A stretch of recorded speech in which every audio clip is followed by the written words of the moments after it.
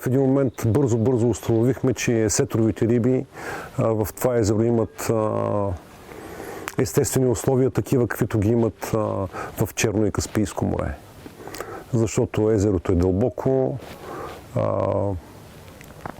водата, която пълни езерото, идва от девствена планина, без никаква индустрия над нас. И сме на същата географска ширина, както Черно и Каспийско море.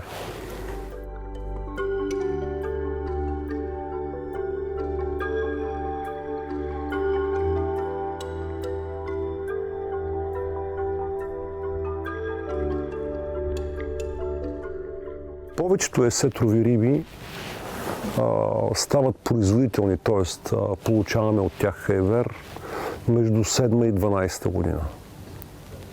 При белугата обаче този процес започва на 15-16 година и някой път отнема над 25 години. Например, ние в момента произвеждаме хайвер от белуга само от риби над 20 години.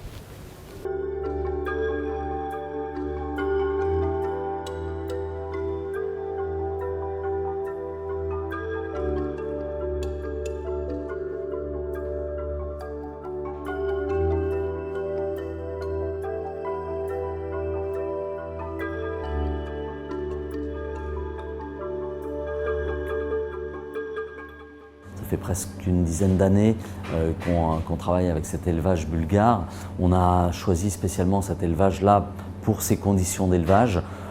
On est sur un lac de montagne avec une belle profondeur d'eau, une eau très claire, une eau on va dire de très bonne qualité. Et quand on élève du poisson, c'est important d'avoir une très belle qualité d'eau, et notamment pour les belugas, qui sont des poissons qui, à l'âge adulte, quand ils ont entre 15 et 20 ans, font près de 400 kg. Donc ils ont besoin d'espace, et nous en Dordogne, on n'avait pas cette capacité à leur donner de la profondeur dans nos bassins.